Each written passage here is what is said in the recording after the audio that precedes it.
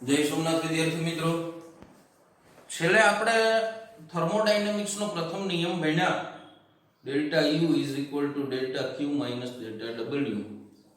Thermodynamics ના પ્રથમ નિયમની મદદથી તંત્રથી પરિસર તરફ કે પરિસરથી તંત્ર તરફ થતા ઉષ્માના વિનિમયની ગણતરી કરવામાં આવે. આંતરિક ઉર્જા છે એ લીધેલા માર્ગથી સ્વતંત્ર છે, એ ફક્ત પ્રારંભિક અવસ્થા અને અંતિમ અવસ્થા પર જ આધારિત છે. ડેલ્ટા ક્યુ અને ડેલ્ટા ડબલ્યુ છે એ લીધેલા માર્ગ પર આધારિત છે, પરંતુ ડેલ્ટા ક્યુ માઇનસ ડેલ્ટા ડબલ્યુ એટલે કે એ બેનું સંયોજન એ લીધેલા માર્ગથી ફરીથી પાછું સ્વતંત્ર છે. આવું આપણે ભણ્યા, બરાબર છે. આજનો આપણો પ્રશ્ન છે સીપી અને સીવી ની વ્યાખ્યા આપી સાબિત કરો કે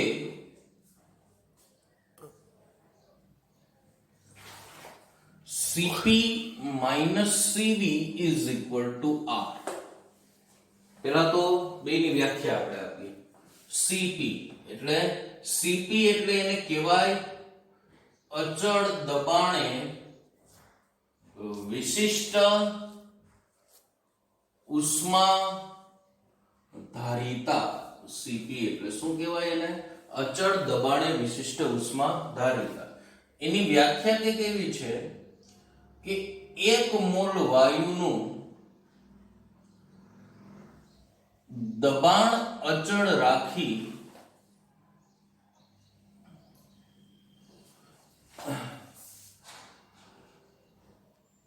તેના તાપમાનમાં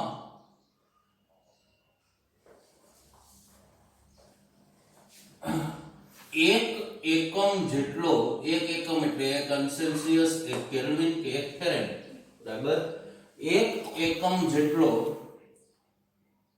ફેરફાર કરવા માટે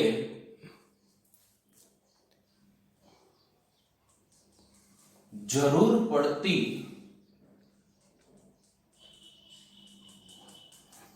શોષાતી બે વસ્તુની જરૂર પડે. કાં ઉષ્મા શોષાય કે ઉત્સર્જાતી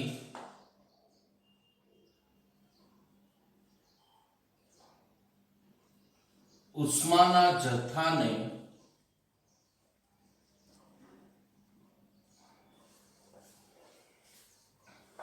અચળ દબાણે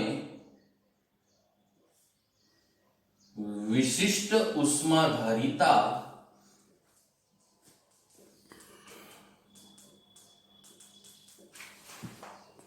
Cp કહે છે, બરાબર છે. Cp ની વ્યાખ્યા થઈ 1 મોલ વાયુનું દબાણ અચળ રાખી તેના તાપમાનમાં 1 એકમ જેટલો ફેરફાર કરવા માટે જરૂર પડતી શોષાતી કે ઉત્સર્જાતી ઉષ્માના જથ્થાને અચળ દબાણે વિશિષ્ટ ઉષ્મા ધારિતા Cp કહે છે. બીજી વ્યાખ્યા આપણી છે Cv, અને Cv બરાબર થાય અચળ કદે વિશિષ્ટ ઉષ્મા ધારિતા. Cv ને શું લખી શકાય? અચળ કદે વિશિષ્ટ ઉષ્મા ધારિતા. એની વ્યાખ્યા થશે 1 મોલ વાયુનું કદ અચળ રાખી, બસ એટલો જ ફેર. શું કરવાનું છે? 1 મોલ વાયુનું કદ અચળ રાખી તેના તાપમાનમાં 1 એકમ જેટલો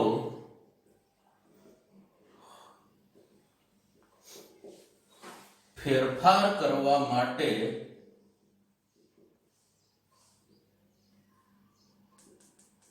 જરૂર પડતી શોષાતી કે ઉત્સર્જાતી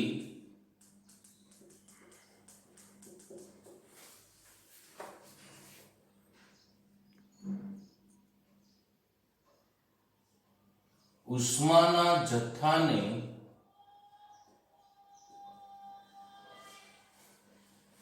અચળ કદે વિશિષ્ટ ઉષ્મા ધારિતા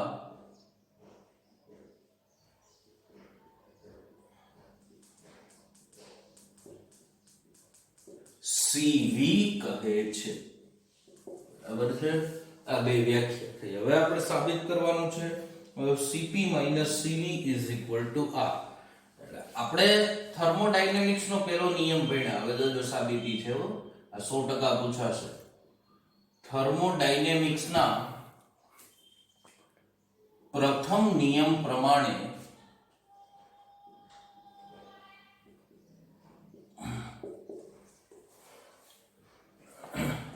delta U is equal to delta Q minus delta W.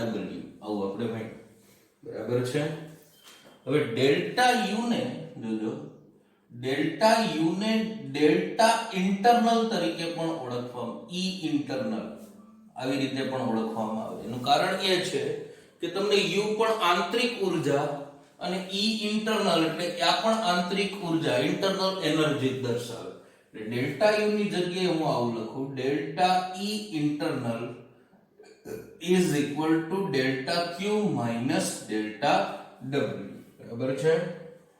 હવે જો ફેરફાર સૂક્ષ્મ હોય તો સૂક્ષ્મ ફેરફાર માટે ખાસ ધ્યાન રાખતા જાજો કઈ રીતે હું ક્યાંથી આગળ વધું છું. સૂક્ષ્મ ફેરફાર માટે થશે ડેલ્ટા પરિણમી જશે D માં, એટલે DE internal is equal to DQ minus DW. એકદમ સૂક્ષ્મ ફેરફાર હોય તો ડેલ્ટા કેમાં પરિણમી જશે? DW. બરાબર છે. DQ ને આમાંથી સૂત્રનો કરતા બનાવો. બરાબર. DQ ને આપણે સૂત્રનો કરતા બનાવીએ એટલે DQ બરાબર શું થશે? DE internal વત્તા DW.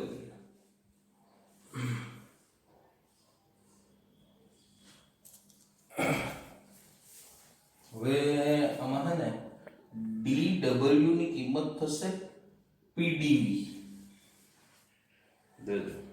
DW ની કિંમત શું થશે? PdV. બરાબર છે. હું કામી હું તમને કહું, DQ બરાબર DE ઇન્ટરનલ વત્તા PdV અને આપો સમીકરણ નંબર 1. બરાબર છે. હવે આપણે પહેલા લખીએ CV માટે. કેના માટે લખીએ? CV. CV માટે લખો એટલે CV માટે થશે DQ, પેલા તો સમીકરણ આપણે લખીએ DE ઇન્ટરનલ વત્તા PdV. બરાબર છે. CV ની વ્યાખ્યા શું છે? અચળ કદે વિશિષ્ટ ઉષ્માધારિતા. અચળ કદ એટલે કદમાં ફેરફાર નહીં. એટલે આ કન્ડિશનમાં dV is equal to શું થશે? 0. જો dV is equal to 0 તો P is equal to 0. એટલે શું વધ્યું? dQ is equal to DE internal. પણ હું CV માટે છે એટલે આમ લખું, dQ કૌંસમાં V is equal to DE internal એના કૌંસમાં પણ V, CV માટે છે. બરાબર. જો હવે E બરાબર થશે, E નું સૂત્ર આવું થાય FRT/2. ઊર્જાનું સૂત્ર આવું થાય જ્યાં હું તમને બધુંય કહું, F is equal to થાય વાયુની મુક્તતાના અંશો. મુક્તતાના અંશો એટલે વાયુ કેટલી દિશામાં પ્રસરી શકે એમ છે. દ્વિપરિમાણિક હોય, ત્રિપરિમાણિક હોય, 2 દિશામાં પ્રસરતો હોય, 3 દિશામાં પ્રસરતો હોય. બરાબર. R છે એ સાર્વત્રિક વાયુ અચળાંક છે. આ તમને ખબર છે. સાર્વત્રિક શું છે? વાયુ અચળાંક. એની કિંમત પણ છે. બરાબર. 8.31 joule into mall inverse into kelvin inverse. બરાબર. T છે અહીંયા શું દર્શાવે છે? તાપમાન દર્શાવે. 2 છે. બરાબર. એટલે E ની કિંમત આપણે એટલી મળી. બરાબર. એટલે શું થશે? E ની કિંમત આપણે મૂકી દઈએ તો આપણી પાસે સમીકરણ છે DQ V બરાબર D. E ની કિંમત એટલે FRT/2 V. બરાબર છે. હવે સમીકરણ ને અને આપણે સમીકરણ નંબર 2 આપીએ. બરાબર. હવે સમીકરણ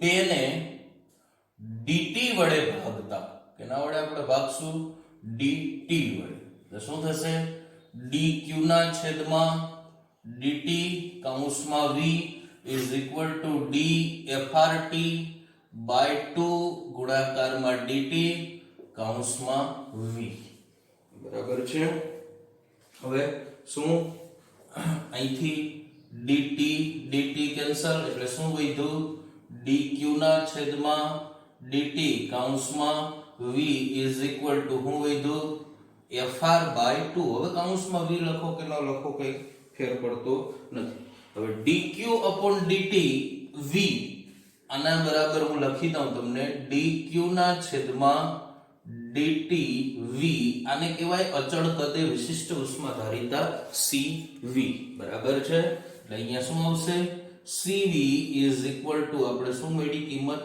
fr by 2 બરાબર છે અને સમીકરણ નંબર 3 આપો cv બરાબર આપણે કિંમત મળશે fr by 2 બરાબર હવે આવી રીતે આપણે cp બરાબર કરીએ હવે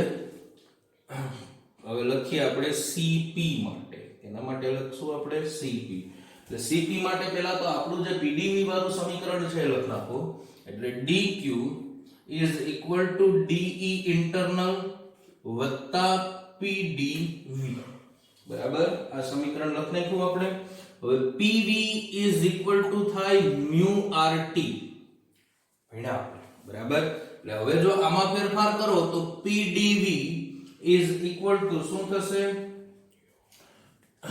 mu r dt આવું થશે mu r અચળ રહેશે કેમ કે એ અચળ છે હવે હું એમ લખું કે mu is equal to દાખલા તરીકે 1 મોલ 1 મોલ કેમ કે cp કે cv ની વ્યાખ્યામાં આપણે શું લખીએ છીએ 1 મોલ વાયુનું દબાણ અથવા તો 1 મોલ વાયુનું કદ અચળ રાખી એટલે અહીંયા શું આપણે કિંમત મેળવી pdv mu 1 થઈ ગયા તો શું મળ્યું pdv is equal to r dt pdv is equal to શું મળ્યા આપણે r dt અને d ઇન્ટરવલ ની આપણી પાસે કિંમત છે એટલે પહેલા તો આ કિંમત આમાં મૂકો એટલે dq બરાબર શું મળશે de ઇન્ટરનલ વત્તા r dt de ઇન્ટરનલ ની કિંમત આપણી પાસે શું છે e ની કિંમત એટલે fr by 2 છે બરાબર એટલે dq is equal to d frt sorry fr by 2 નહીં પણ frt by 2 વત્તા r dt હવે બધી જ બાજુ તમે dt વડે ભાગો ને બધાને p આપો અચળ દબાણ માટે એટલે dq upon dt કૌંસમાં p is equal to d frt by 2 into dt કૌંસમાં p વત્તા r dt એના છેદમાં dt કૌંસમાં p dt વડે ભાગ્યા એમાં લખ્યું નથી હો ઓલાની જેમ સમીકરણ 2 ને અહીંયા મેં લખ્યું ને dt વડે ભાગતા એમ આને કોઈ પણ સમીકરણ આપી અને એમ કરી શકીએ આપણે કે એને dt વડે ભાગતા તો શું વધ્યું dq ના છેદમાં dt p અહીંયા આપણે dq ના છેદમાં dt v બરાબર શું લખ્યું હતું cv તો વાં શું આવશે dq ના છેદમાં dt p એટલે cp cp બરાબર શું અહીંથી dt કેન્સલ અહીંથી dt કેન્સલ તો શું વધ્યું fr by 2 પ્લસ શું વધશે અહીંયા r બરાબર છે એટલી કિંમત મળી અને સમીકરણ નંબર 4 આપો હવે આપણે સાબિત શું કરવાનું છે cp cv એટલે આમ કરો કે cp cv તો cp ની કિંમત શું છે fr by 2 cv ની કિંમત એટલે cp ની કિંમત fr by 2 વત્તા r cv ની કિંમત એટલે શું છે ખાલી fr by 2 તો fr by 2 fr by 2 cancel તો શું વધ્યું આપણી પાસે cp cv is equal to શું વધશે r બરાબર છે પ્લસ r આપણી પાસે વધ્યો એટલે આપણું સાબિત થઈ ગયું કે cp cv is equal to r હવે આમાં ગામા અને cp cv મેળવવાનું જોજો દાખલા તરીકે જો Cp એટલે fr/2 r અને Cv એટલે ખાલી fr/2 આવું આપેલું છે. હવે દાખલા તરીકે તમને આમ લખેલું હોય કે f બરાબર 3 માટે Cv બરાબર કેટલા, Cp બરાબર કેટલા અને ગામા બરાબર કેટલા આવું પૂછ્યું તો તમે શું લખી શકો એ હું તમને કહું. એટલે Cv પહેલા તો આપણે Cv મેળવીએ તો Cv ની સૂત્ર શું છે fr/2 બરાબર. એટલે Cv બરાબર f બરાબર આપણે કેટલા લેવાના છે 3 એટલે 3r/2 થયું બરાબર. હવે Cp મેળવીએ. Cp નું સૂત્ર શું છે Cp fr/2 r બરાબર. એટલે Cp f કેટલા લેવાના છે 3 એટલે 3r/2 r લસા લેશું એટલે શું થશે Cp 3r 2r divided by 2 એટલે Cp શું મળશે આપણે 5r/2 બરાબર. અને ગામા નું સૂત્ર છે આપણું ગામા લખી શકાય Cp ના છેદમાં Cv. તો Cp ની કિંમત આપણે શું મેળવી તેથી ગામા Cp ની કિંમત એટલે 5r/2 એના છેદમાં Cv ની કિંમત એટલે 3r/2 તો r/2 કેન્સલ તો ગામા બરાબર શું મળ્યા આપણે 5/3. તો Cp Cv અને ગામા f ની મદદથી મળી શકે તમને બરાબર. તો f બરાબર અહીંયા દાખલા તરીકે તમને એવું આપ્યું કે f બરાબર 5 માટે બરાબર. તો 5 માટે અહીંયા શું આવશે 5r/2 અહીંયા 5r/2 r એટલે 5r 2r/2 એટલે 7r/2 બરાબર. અને ગામા Cp ના છેદમાં Cv એટલે 7r/2 એના છેદમાં 5r/2 એટલે r/2 કેન્સલ તો ગામા બરાબર શું મળશે 7/5. તો કોઈ પણ f આપેલું હોય f માટે તમે Cv Cp અને ગામા છે એ મેળવી શકો બરાબર છે. તો આપણે સાબિત કર્યું Cp અને Cv ની વ્યાખ્યા પરથી Cp Cv r અને f બરાબર આપેલા હોય ત્યારે Cv Cp અને ગામા કેવી રીતે મેળવી શકાય બરાબર.